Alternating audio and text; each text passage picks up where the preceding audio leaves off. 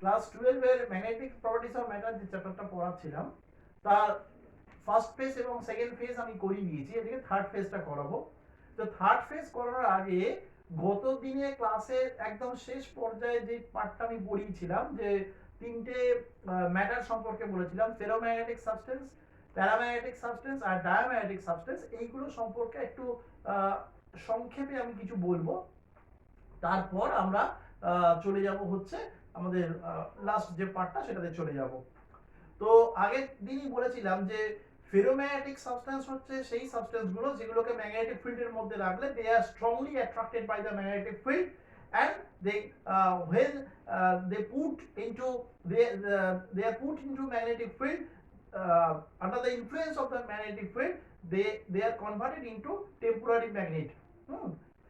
এইটা মানে মানে হচ্ছে যে যখন এই পদার্থগুলোকে ম্যাগনেটিক ফিল্ডের মধ্যে রেখে দেওয়া হবে তাহলে এই ম্যাগনেটিক ফিল্ডের প্রভাবে এটা অস্থায়ীভাবে চুম্বকে পরিণত হবে। ঠিক আছে, এইরকম হচ্ছে ব্যাপার। এক্সাম্পল বলছিলাম লোহা, নিকেল, কোবাল্ট, এগুলো তো এগুলো জেনারেলি কঠিন বা সলিডই হয়ে থাকে।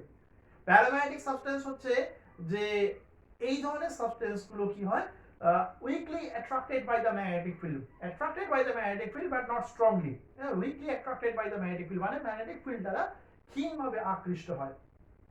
উদাহরণ হিসেবে বলেছিলাম সোডিয়াম, পটাশিয়াম, ক্যালসিয়াম, অ্যালুমিনিয়াম, এগুলো সবই হচ্ছে তোমার এটা আর ছিল বলেছিলাম হচ্ছে অক্সিজেন, এগুলো রয়েছে। আরো এক্সাম্পল দেখে নিতে পারো, বইতে রয়েছে। এগুলো কিন্তু সলিড, লিকুইড, গ্যাস তিনটেই হতে পারে। আর আরেকটা হচ্ছে তোমার diamagnetic substance, they are repelled by the magnetic field, এরা চৌম্বক ক্ষেত্রে বিকর্ষিত হয়। যেমন বলেছিলাম হচ্ছে বিসমাথ, অ্যান্টিমনি, জল, বরফ এক্সেট্রা। তো এবারে আরো একটা কথা বলেছিলাম, রিটেনটিভিটি আর কোর্সিভিটি, এগুলো একটু রিপিট করছি কারণ এগুলো কিন্তু পরীক্ষাতে আসে। রিটেনটিভিটি মানে হচ্ছে এটা কিন্তু মেইনলি ফেরোম্যাগনেটিক সাবস্টেন্সেরই প্রপার্টি। রিটেনটিভিটি মানে হচ্ছে ধারণ ক্ষমতা, অর্থাৎ যে ধর্মের জন্য, যে প্রপার্টির জন্য একটা ফেরোম্যাগনেটিক সাবস্টেন্সকে ম্যাগনেটিক ফিল্ড থেকে সরিয়ে নিলেও সেটা তার যে ইনডিউসড ম্যাগনেটিজম তাকে ধরে রাখতে পারে, রিটেইন করতে পারে, সেই প্রপার্টিটাকে আমরা বলি হচ্ছে রিটেনটিভিটি। আর কোর্সিভিটি বা সহনশীলতা হচ্ছে যে বারবার তাকে চেষ্টা করা হচ্ছে ডিম্যাগনেটাইজড করা, অর্থাৎ বিচুম্বকিত করা, কিন্তু এত কিছু সত্ত্বেও সেটা তার ইনডিউসড ম্যাগনেটিজমকে ধরে রেখে দিচ্ছে, এটাকে আমরা বলছি হচ্ছে কোর্সিভিটি। তো ডিফারেন্সটা এটাই যে প্রথমটাকে ম্যাগনেটিক ফিল্ড থেকে সরাচ্ছি আর দ্বিতীয়টাকে ডিম্যাগনেটাইজ করার চেষ্টা করছি, এটাই ডিফারেন্স।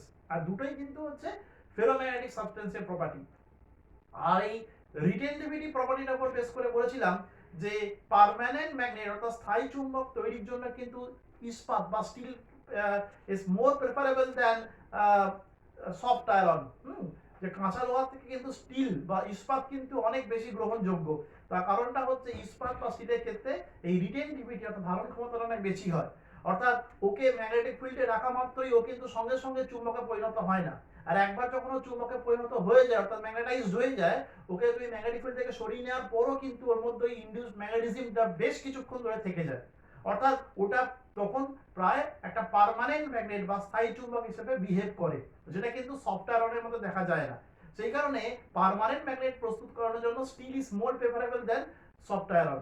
আর সফট আয়রনের ক্ষেত্রে কিন্তু উল্টো ঘটনা ঘটে, মানে সরি ইলেকট্রোম্যাগনেটের ক্ষেত্রে অর্থাৎ তড়িৎ চুম্বকের ক্ষেত্রে এখানে কি হয়, কারেন্ট পাঠানো মাত্রই সেটা চুম্বকে পরিণত হবে, কারেন্ট অফ করা মাত্রই সেটা আবার আগের জায়গায় ফিরে আসবে। তার মানে কি এই ক্ষেত্রে রিটেনটিভিটিটা অনেক কম হতে হবে, যেহেতু সফট আয়রনে রিটেনটিভিটি কম, অর্থাৎ কারেন্ট পাঠানো মাত্রই সেটা ম্যাগনেটাইজড হয়ে যাচ্ছে, কারেন্ট অফ করা মাত্রই সেটা ডিম্যাগনেটাইজড হয়ে সফট আয়রনে কনভার্ট করে যাচ্ছে। তো সেই কারণে এখানে সফট আয়রনকে ইউজ করা হয়।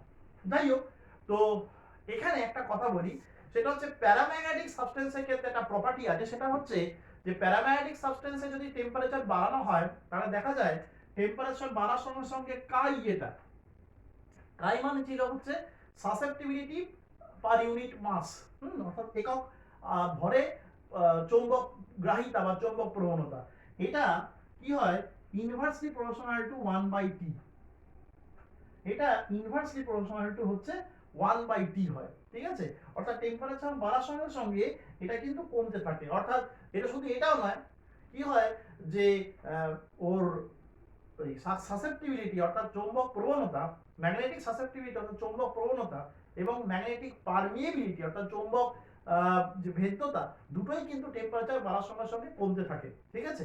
এবং এই যে লটা এটাকে বলা হচ্ছে কুরিস ল, কুরিস সূত্র বলা হয়, ঠিক আছে। এটাকে বলা হচ্ছে কুরিস ল। এটাকে তুমি যেটা ইকুয়েশন দিয়ে দাও সেটা হচ্ছে সি বাই টি,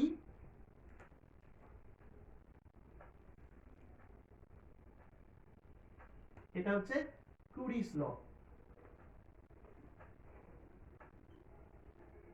আর এটা হচ্ছে সলিডের ক্ষেত্রে মেনলি, আর লিকুইড আর গ্যাসের ক্ষেত্রে এইটাকে একটুখানি মডিফাই করে লেখা হয় C minus theta by T, এটাকে বলা হয় কুরি ভাইসেস ল, কুরি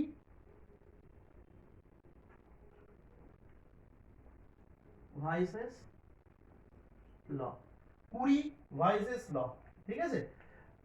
এটা কিন্তু হচ্ছে ফর সলিড অনলি, ঠিক আছে, এটা হচ্ছে ফর সলিড,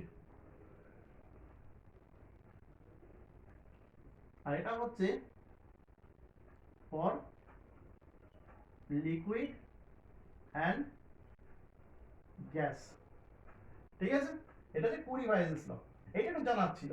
আর আরেকটা এখানে কথা বলার আছে, ওই সেকেন্ড পার্টটা পড়ানোর আগে, সরি থার্ড পার্টটা পড়ানোর আগে, সেটা হচ্ছে যে যে কোনো মানে মেনলি ফেরোম্যাগনেটিকের কথাই বলছি আমি। ফেরোম্যাগনেটিক সাবস্টেন্সকে যদি আমি গরম করি, অর্থাৎ তার টেম্পারেচার বাড়াই, টেম্পারেচার বাড়াতে থাকলে তার কি হয়, সেটা ওই তার যে ইনডিউসড ম্যাগনেটিজমটা অর্থাৎ আবিষ্ট চুম্বকত্ব সেটা কিন্তু হ্রাস পায়।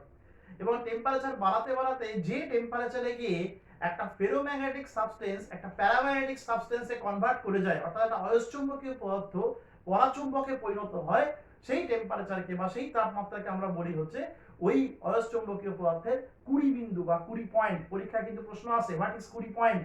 20 পয়েন্ট মানে হচ্ছে যে উষ্ণতায় একটি অয়স্চুম্বকীয় পদার্থ পরাচুম্বকীয় পদার্থে রূপান্তরিত হয়, সেই উষ্ণতাকে বলা হয় ওই পদার্থের 20 বিন্দু।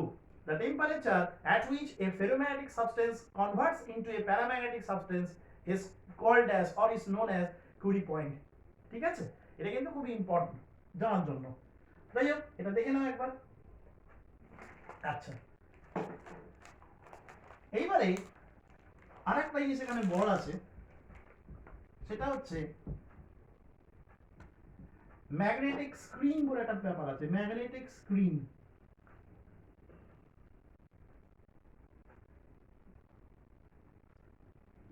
ম্যাগনেটিক স্ক্রিন, ম্যাগনেটিক স্ক্রিনের বাংলা হচ্ছে চৌম্বক পর্দা।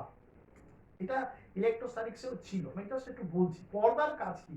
পর্দার কাজ হচ্ছে একটা জায়গা থেকে আরেকটা জায়গা থেকে আলাদা করে রেখে দেওয়া। পর্দার কাজ হচ্ছে একটা জায়গাকে আরেকটা জায়গা থেকে আলাদা করে রেখে দেওয়া, এটা হচ্ছে পর্দার কাজ। বা ধরো একটা সিম্পল এক্সাম্পল দিচ্ছি, ধরো ঘরের দরজায় একটা পর্দা লাগানো আছে, তাহলে পর্দা লাগানো থাকলে আমি যদি ঘরের মধ্যে বসে থাকি, আমি কিন্তু ঘরের বাইরের জিনিসকে দেখতে পাবো না বা কি আছে জানতেও পারবো না। তাহলে কি ওই পর্দাটা ঘরের বাইরে থেকে ঘরটাকে সেপারেট করে রেখে দিয়েছে। এবারে ব্যাপারটা হচ্ছে কি, যে ধরো একটা মানে কি বলে ওটাকে, ম্যাগনেটিক সেন্সিবল একটা ইনস্ট্রুমেন্ট। ম্যাগনেটিক সেন্সিবল ইনস্ট্রুমেন্ট মানে হচ্ছে যে খুব হাই ম্যাগনিটিউডের ম্যাগনেটিক ফিল্ডের যে যন্ত্রকে রাখলে সেটা খারাপ হয়ে যাওয়ার সম্ভাবনা আছে। যেমন গ্যালভানোমিটার হচ্ছে কি, যে হাই ম্যাগনিটিউডের কারেন্টের মধ্যে রাখলে কারেন্ট পাস করা যেমন নষ্ট হয়ে যেতে পারে, ঠিক তেমনি একটা এমন একটা ডিভাইস নিয়েছি যে ডিভাইসটা খুব মানে হাই স্ট্রেংথের ম্যাগনেটিক ফিল্ডকে রাখা যাবে না, রাখলে সেটা নষ্ট হয়ে যেতে পারে। কিন্তু ব্যাপারটা হচ্ছে কি, যে আমাকে এমন একটা এক্সপেরিমেন্ট করতে হবে যেখানে ম্যাগনেটিক ফিল্ডের স্ট্রেংথটা একটু বেশি, আর ওই ডিভাইসটাকে ইউজ করতে হবে যে ওই বেশি স্ট্রেংথের ম্যাগনেটিক ফিল্ডকে সহ্য করতে পারে না। তাহলে আমি কি করে যন্ত্রটাকে প্রোটেক্ট করব ফ্রম দা ম্যাগনেটিক ফিল্ড? এক্ষেত্রে কি করা হয়, ধরো একটা ম্যাগনেটিক নিডল, ম্যাগনেটিক নিডলের বাংলা হচ্ছে চুম্বক শলাকা।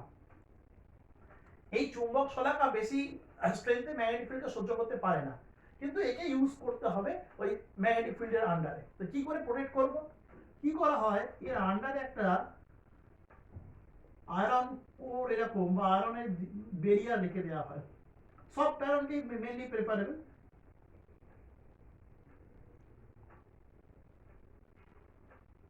যে কোনো ফেরোম্যাগনেটিক সাবস্টেন্সই রাখতে পারো, কিন্তু সফট আয়রনটা ইজিলি অ্যাভেলেবল, সেটা রেখে দেওয়া হয়। রাখলে কি হয়, ধরো এখানে একটা আমি ম্যাগনেটিক আমি এনেছি, এই যে লাইন্স অফ ফোর্স গুলো থাকবে, ম্যাগনেটিক লাইন্স অফ ফোর্স, সেগুলো ম্যাক্সিমামটাই কি হবে, এই সফট আয়রনের গা দিয়ে বেরিয়ে যাবে। এই সফট আয়রনের গা দিয়ে বেরিয়ে চলে যাবে। ঠিক আছে, ম্যাক্সিমামটাই কি হবে, এই সফট আয়রনের গা দিয়ে বেরিয়ে চলে যাবে। কারণ যেহেতু যেহেতু এই সফট আয়রনটা হচ্ছে, হ্যাঁ, ও মিনিমামটাই ভেতরে প্রবেশ করবে, খুব মিনিমামই ভেতরে যাবে। যেহেতু এই সফট আয়রনটা হচ্ছে ফেরোম্যাগনেটিক সাবস্টেন্স, আর ফেরোম্যাগনেটিক সাবস্টেন্স আগেই বলেছি they are strongly attracted by the magnetic field. তো সেই জন্য যখনই এই জায়গাটা আমি ঢাকা দিয়ে রেখে দেবো, অর্থাৎ ওই ম্যাগনেটিক নিডলের গায়ে যখন এই সফট আয়রনটা কভার করে রেখে দেবো, তখন এই maximum magnetic lines of force গুলো সফট আয়রনের উপর দিয়ে চলে যাবে। মিনিমাম লাইন্স অফ ফোর্স গুলো কি হবে, ওই ভিতরে সফট আয়রনের ভেতরে রিজিয়নটা ভেতরে প্রবেশ করতে পারবে। ফলে কি হবে, সেক্ষেত্রে ভেতরের রিজিয়নটাতে ম্যাগনেটিক ফিল্ডের স্ট্রেংথ অনেক কমে যাবে। So this process is known as magnetic screen বা চৌম্বক পর্দা বা চৌম্বক আবরণ। এই প্রসেসটা অ্যাপ্লাই করে কি হয়, যে ম্যাগনেটিক সেন্স মানে ম্যাগনেটিক যে সেনসিটিভ যে ইনস্ট্রুমেন্ট গুলো আছে সেটাকে আমি প্রোটেক্ট করতে পারি from the high strength magnetic field. ঠিক আছে, ওকে, দেখে নাও। ওকে, এবারে আমরা আমাদের লাস্ট ফেজটাতে চলে যাব। এইগুলো অলরেডি বলা হয়ে গেছিল, একটু জাস্ট ছোটখাটো ডিসকাস করে দিলাম।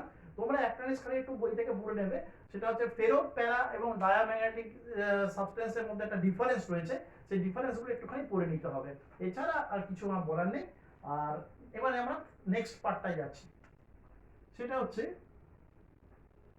জিওম্যাগনেটিজম।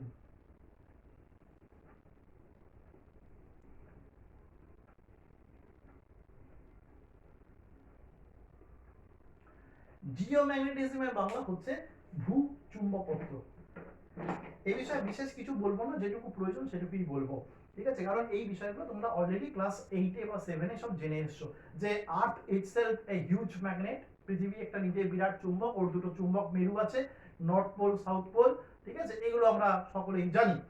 তো যে জিনিসটা আমার এখানে বলার আছে, এই যে আর্থের ম্যাগনেটিক ফিল্ড বা জিওম্যাগনেটিজমের তিনটে মেইন কম্পোনেন্ট আছে। এই তিনটে মেইন কম্পোনেন্ট সম্পর্কে আমরা আলোচনা করব। ঠিক আছে, ফার্স্ট যেটা আমরা আলোচনা করব সেটা হচ্ছে অ্যাঙ্গেল অফ ডিপ।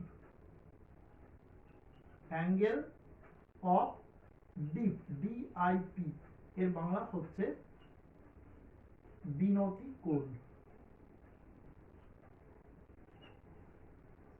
বিনতি কোণ, অ্যাঙ্গেল অফ ডিপ, বিনতি কোণ। একটা এক্সাম্পল তোমাদের দিচ্ছি, এই এক্সপেরিমেন্টটা তোমরা নিজেরা বাড়িতে করতে পারো। ধরো একটা বার ম্যাগনেট তুমি জোগাড় করলে, বাজারে চুম্বক কিনতে পাওয়া যায়, বার ম্যাগনেট ছোট ছোট দণ্ড চুম্বক কিনতে পাওয়া যায়। জোগাড় করে কি করলে, ওর যে এটা রয়েছে দণ্ড চুম্বকের মাঝখানটা সুতো দিয়ে, একটু মোটা সুতো দিয়ে বা দড়ি দিয়ে বেঁধে ঝুলিয়ে রেখে দেবে।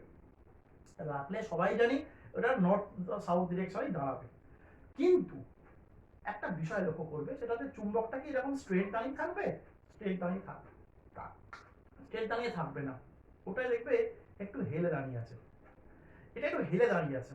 এই হেলে দাঁড়িয়ে থাকার কারণটা হচ্ছে, যদি তোমরা বইটা দেখো দেখবে যে আমাদের আর্থের মানে পৃথিবীর যেটা ভৌগোলিক যে অ্যাক্সিসটা, অর্থাৎ জিওমেট্রিক যে অ্যাক্সিসটা, সেটা একদম স্ট্রেট চলে গেছে, নর্থ পোল আর সাউথ পোলকে টাচ করে গেছে স্ট্রেট। কিন্তু ভূচুম্বকের যে মেরুটা বা পোলটা বা তার যে অ্যাক্সিসটা, সেটা কিন্তু স্ট্রেট যায়নি, সেটা কিন্তু এরকম ও হেলে গেছে। অর্থাৎ আমি বলতে চাইছি যে এইটা যদি জিওমেট্রিক অ্যাক্সিস হয়, নর্থ পোল এবং সাউথ পোল, পৃথিবীর যেটা ম্যাগনেটের ক্ষেত্রে যেটা অ্যাক্সিস, সেটা কিন্তু এটা, ধরো এন ড্যাশ এস ড্যাশ, এরকম হেলে রয়েছে।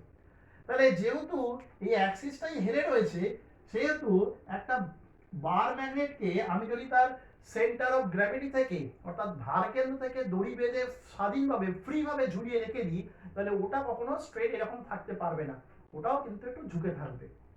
তো ধরো আমি সেই কথাটাই বলছি, আমি ছবি আঁকছি। মনে করো এটা হচ্ছে বার ম্যাগনেট,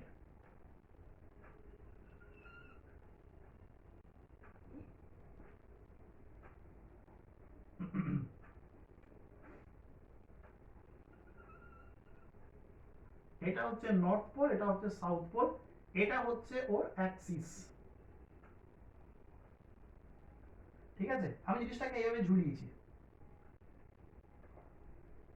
আমি জিনিসটাকে এইভাবে ঝুলিয়েছি, কিন্তু এটা করে হেলে আছে। ঠিক আছে, তাহলে আরেকটা জিনিস বলি, আর এটা হচ্ছে আমার হরাইজন্টাল লাইন বা অনুভূমিক রেখা, এইরকম ব্যাপার। ছবিটা দেখতে গেলে এরকম হয়েছে, ভালো করে দেখবে, ছবিটা হচ্ছে এইরকম হয়েছে। এটা হচ্ছে আমার হরাইজন্টাল লাইন এক্স ওয়াই, আর ও আছে হচ্ছে এইরকম করে। এটা হচ্ছে ম্যাগনেটের অ্যাক্সিস, এটা ডটেড লাইনটা। দেখো এই দুটোর মধ্যে একটা অ্যাঙ্গেল ফর্ম করেছে, এই অ্যাঙ্গেলটা হচ্ছে থিটা। এই থিটাটাকেই বলা হচ্ছে অ্যাঙ্গেল অফ ডিপ। এইখানে এটা হচ্ছে থিটা, ঠিক আছে? এটা আমি বারে লিখছি, এটা হচ্ছে নর্থ পোল, এটা হচ্ছে সাউথ পোল। তাহলে যেটা বলছিলাম যে এখানে কি হচ্ছে, যে এটাকে আমরা এক্স ড্যাশ আর ওয়াই ড্যাশ নাম দিচ্ছি, ঠিক আছে? এটা হচ্ছে হরাইজন্টাল অর্থাৎ অনুভূমিক তল, ঠিক আছে? আর এটা হচ্ছে অ্যাক্সিস অফ ম্যাগনেট, চুম্বকের অক্ষ। Sorry sorry sorry sorry sorry চুম্বকের অক্ষ বলাটা ভুল হবে, এটা হচ্ছে ম্যাগনেটিক অ্যাক্সিস, চৌম্বক অক্ষ, ম্যাগনেটিক অ্যাক্সিস। তাহলে ঘটনাটা কি হলো আমি আবার বলছি, যে একটা বার ম্যাগনেটকে যদি আমি তো ওর centre of mass, centre of gravity অর্থাৎ ভার কেন্দ্র থেকে ঝুলিয়ে স্বাধীনভাবে রেখে দিই, তাহলে ওটা স্ট্রেট দাঁড়াবে না, ওটা তখন ঝুলে থাকবে। তাহলে ওর যে ম্যাগনেটিক অ্যাক্সিসটা অর্থাৎ ওর যে চৌম্বক অক্ষটা অনুভূমিকের সাথে অর্থাৎ হরাইজন্টালের সাথে যে অ্যাঙ্গেল ফর্ম করবে, that angle is known as angle of deep, বাংলায় বলে হচ্ছে বিনতি কোণ, ঠিক আছে? এবার এই বিনতি কোণ দু রকমের হয়, একটা হচ্ছে পজিটিভ অ্যাঙ্গেল অফ ডিপ আর একটা হচ্ছে নেগেটিভ অ্যাঙ্গেল অফ ডিপ। বাংলায় হচ্ছে ধনাত্মক বিনতি, ঋণাত্মক বিনতি। যদি পৃথিবীর কোনো স্থানে বা কোনো জায়গাতে এই নর্থ পোলটা, এটাকে এক্স ওয়াই না দিয়ে যদি আমি এরকম লিখি, এটা এন এটা এস, এটা এন এটা এস, অর্থাৎ নর্থ পোলটা যদি নিচের দিকে ঝুঁকে থাকে, তাহলে যে অ্যাঙ্গেল অফ ডিপটা ফর্ম করবে সেটা হচ্ছে পজিটিভ অ্যাঙ্গেল অফ ডিপ বা ধনাত্মক বিনতি, পজিটিভ অ্যাঙ্গেল অফ ডিপ বা ধনাত্মক বিনতি, ঠিক আছে? আর যদি সাউথ পোলটা কোনো জায়গায় নিচের দিকে ঝুঁকে থাকে, তাহলে যে অ্যাঙ্গেল অফ ডিপটা ফর্ম করবে সেটা হচ্ছে তোমার নেগেটিভ অ্যাঙ্গেল অফ ডিপ বা ঋণাত্মক ঋণাত্মক বিনতি, ঠিক আছে? বিষয়টা আর কিছুই না, অ্যাঙ্গেল অফ ডিপের কনসেপ্টটা একই আছে, অর্থাৎ কোনো জায়গাতে ওটা সোজা থাকবে না, এরকম করে হেরে থাকবে। এবার যদি নর্থ পোলটা নিচের দিকে ঝুঁকে থাকে, তাহলে সেখানে যে অ্যাঙ্গেল অফ ডিপটা তৈরি হবে তার নাম হচ্ছে পজিটিভ অ্যাঙ্গেল অফ ডিপ বা ধনাত্মক বিনতি। আর যদি সাউথ পোল নিচের দিকে ঝুঁকে থাকে, তখন তার নাম হবে হচ্ছে নেগেটিভ অ্যাঙ্গেল অফ ডিপ বা ঋণাত্মক কি বলে ঋণাত্মক বিনতি, ঠিক আছে? একটা এক্সাম্পল দিচ্ছি, বলছে কলকাতার বিনতি কোণ 31 ডিগ্রি নর্থ। কলকাতার বিনতি কোণ 31 ডিগ্রি নর্থ বলতে কি বোঝো? নর্থটা কিন্তু পাশে লেখা আছে, মানে এন থাকবে লেখা, 31 ডিগ্রি এন, এরকম 31 ডিগ্রি এন। এটা বলতে কি বোঝো? এটা বলতে বোঝায় যে কলকাতাতে কোনো একটা চুম্বক শলাকাকে বা দণ্ড চুম্বককে যদি আমি তার ভার কেন্দ্র থেকে স্বাধীনভাবে ঝুলিয়ে দিই, তাহলে চৌম্বক অক্ষ অর্থাৎ ম্যাগনেটিক অ্যাক্সিসটা হরাইজন্টালের সাথে অনুভূমিকের সাথে 31 ডিগ্রি অ্যাঙ্গেল করবে এবং তার নর্থ পোলটা নিচের দিকে ঝুঁকে থাকবে, ঠিক আছে? কলকাতাতে কোনো একটা বার ম্যাগনেট বা দণ্ড চুম্বককে যদি তার ভার কেন্দ্র থেকে স্বাধীনভাবে ঝুলিয়ে দেওয়া যায়, তাহলে চৌম্বক অক্ষ অনুভূমিকের সাথে 31 ডিগ্রি কোণ করবে এবং তার নর্থ পোল নিচের দিকে ঝুঁকে থাকবে। This is the answer. Okay, তাহলে এই হচ্ছে জিনিসটা, একটু দেখে নাও। আচ্ছা, আর একটা এটা বলবো, সেটা হচ্ছে অ্যাঙ্গেল অফ ডিক্লিনেশন। ডিক্লিনেশন মানে হচ্ছে বিচ্যুতি কোণ। এখানে দেখো দুটো তল আঁকা আছে, ঠিক আছে? ভালো করে দেখবে, প্রথম যে তলটা তার নাম হচ্ছে এ বি সি ডি, ঠিক আছে? আর পরের যে তলটা আছে সেটা হচ্ছে তল মানে প্লেন, পরেরটা হচ্ছে বি ই এফ সি। এই দুটো তল কি সেটা জানতে হবে। এটাকে বলা হচ্ছে, এটা হচ্ছে চৌম্বক মধ্যতল। চৌম্বক মধ্যতলের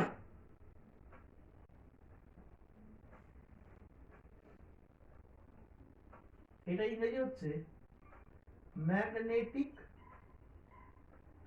মেরিডিয়ান। চৌম্বক মধ্যতল, এই ABCD তলটাকে বলা হচ্ছে। আর এইখানের যে তলটা আছে এই তলটার নাম হচ্ছে geometric Meridien.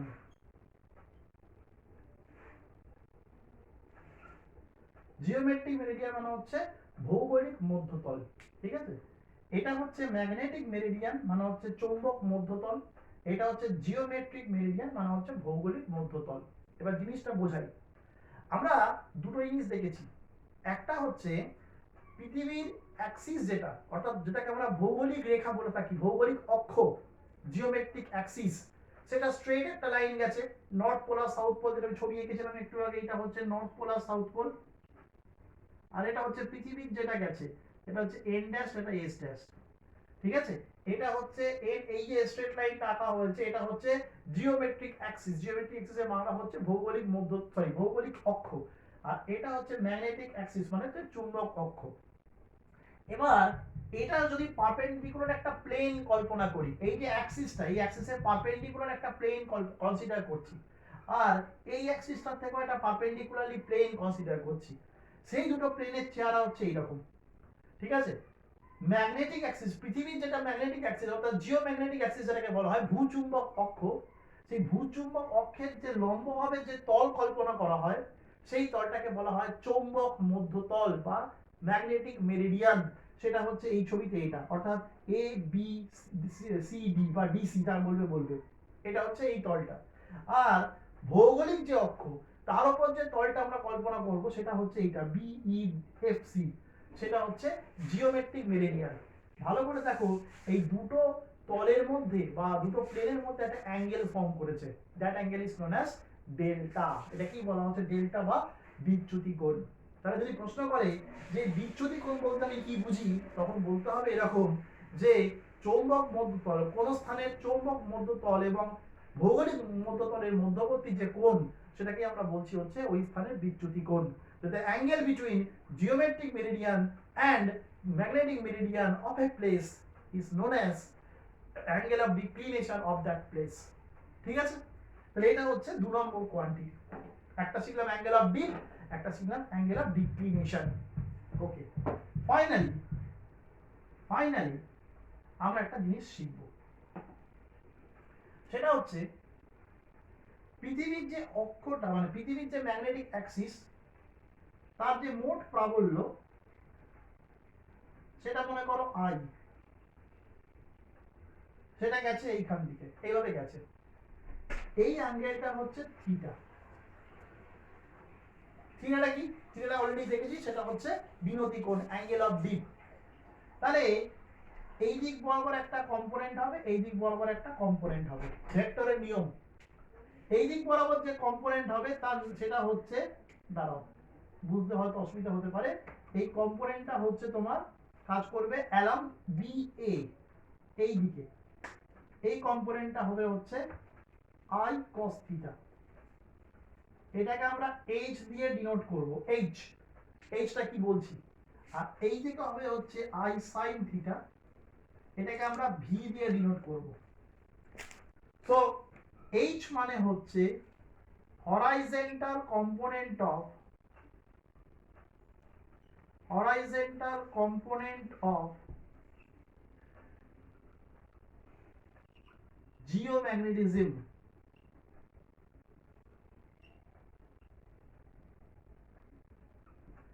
Horizontal component of geomagnetism মানে ভূচুম্বকত্বের অনুভূমিক উপাংশ। আর ভিটা তাহলে কি হবে? Vertical component of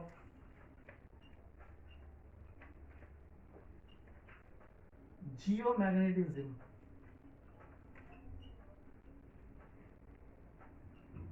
vertical component of geomagnetism অর্থাৎ ভূচুম্বকত্বের উলম্ব উপাংশ বা ভূচুম্বক প্রাবল্যের উলম্ব উপাংশ।